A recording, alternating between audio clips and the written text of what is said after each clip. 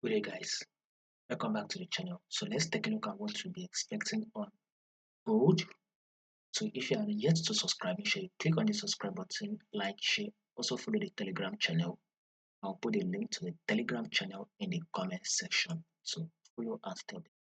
Now let's see what we'll be expecting on gold. First, we will start with daily time frame and we want to know the trend. You can see it clearly. This is an uptrend move, strong bullish move. We will roll down to the forward time frame.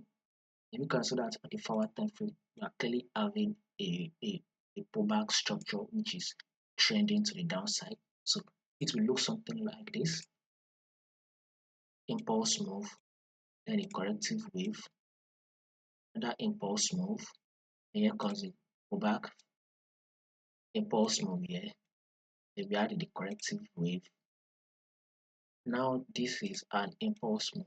The corrective wave is actually playing out. So anytime soon, we would expect another bullish move. So our forecast on gold is still a bullish move, meaning it's still a buy. We would only change our bias for a buy if it drops and clear this low. You can see this low here, right? If gold eventually drop and clear this low, then definitely we are going to change our bias from the upside to the downside.